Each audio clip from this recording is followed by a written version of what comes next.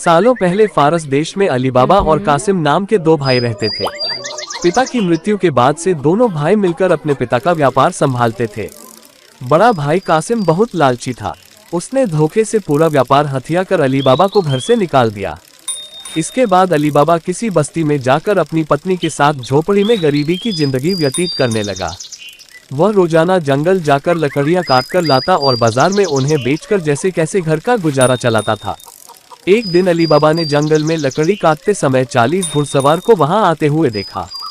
सभी घुड़सवार के पास धन की पोटली और खंजर थे। ये देखकर वह समझ गया था कि ये सभी चोर हैं।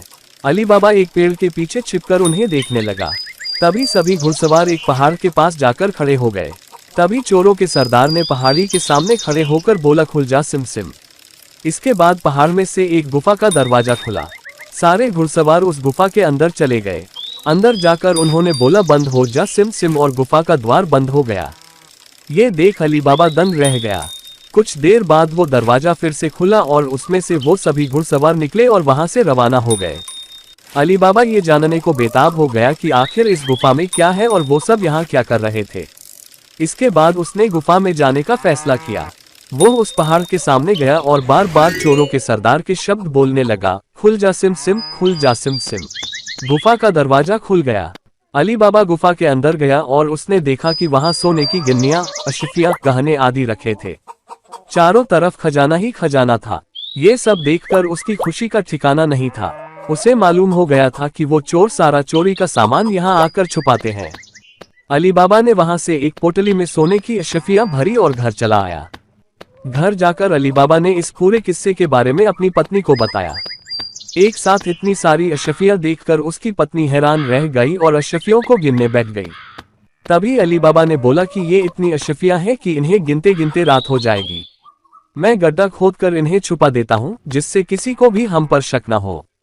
अली बाबा की पत्नी बोली, मैं इनकी गिनती नहीं कर सकती हूँ, लेकिन अंदाजे के लिए इन्हें तोल तो सकती हूँ।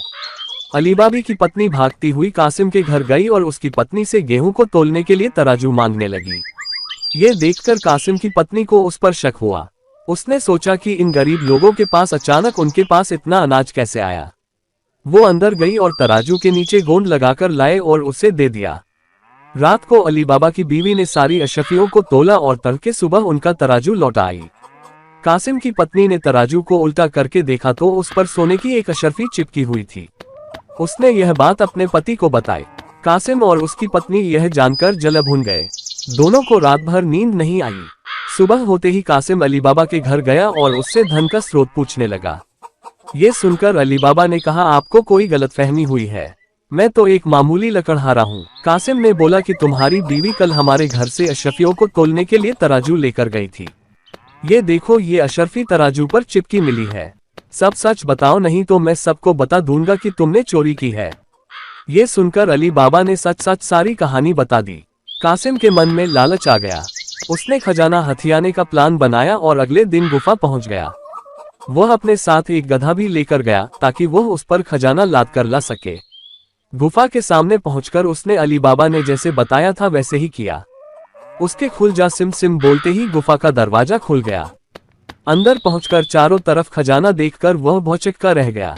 उसने बोरियों में सोने की सिक्के भरे और बाहर निकलते समय क्या बोलना है वही भूल गया। गुफा से बाहर निकलने के कासिम ने तमाम प्रयास किए, लेकिन कोई रास्ता न निकला। वह गुफा के अंदर कैद हो जाता है। कुछ देर बाद जब चोरों का गिरोह वहां पहुंचा तो उन्होंने देखा कि बाहर एक गधा बंधा है। वे समझ जाते हैं कि यहाँ कोई आया है। चोर अंदर जाते हैं और कासिम को ढूंढकर मार देते हैं। इधर जब कासिम घर नहीं पहुंचता तो उसकी पत्नी परेशान हो जाती है और अली बाबा के घर जाकर बड़े भाई को ढूंढकर लाने के लिए बोलती है। अली बाबा ढूंढता हुआ गुफा के पास पहुंचा तो वहां उसने भाई के गधे को घास चरते हुए देखा।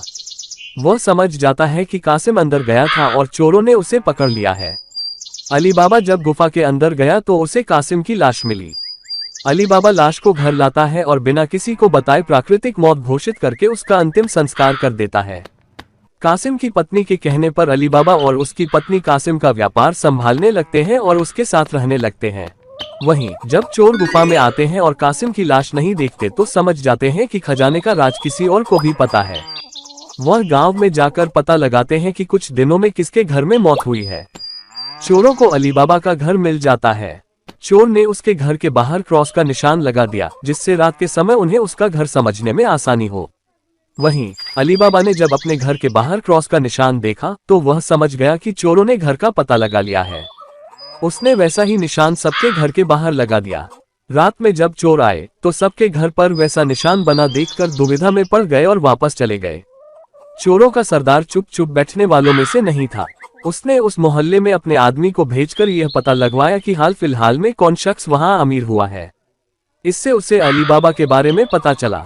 उसने उसका घर अच्छे से पहचाना और रात के समय में तेल व्यापारी बनकर उसके घर पहुंचा।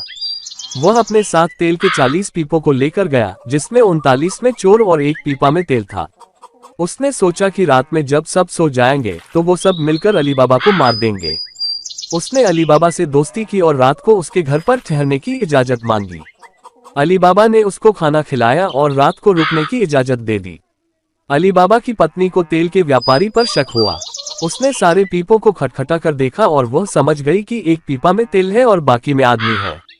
उसने तभी एक तरकीब निकाली। उसने तेल वाले पीपे से तेल निकाला और गर्म कर बाकी पीपों में डाल दिया। सारे चोरों की मौत हो गई। रात में जब सरदार ने चोरों को निकलने का इशारा किया तो एक भी चोर बाहर नहीं निकला। उसने पीपों को खोलकर देखा तो सभी चोर मर चुके थे। ये देखकर वह इतना डर गया कि अपनी जान को बचाने के लिए वह तुरंत वहां से भाग गया। सुबह अली बाबा की पत्नी ने ये सारी बात अली बाबा को बताई, जिसे जानकर वह बहुत खुश हुआ।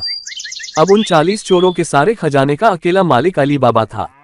वह देश का सबसे अमीर शख्स बन गया था और खुशी खुशी अपनी बीवी बच्चों के साथ रहने लगा। कहानी से सीख: लालच मनुष्य का दुश्मन है।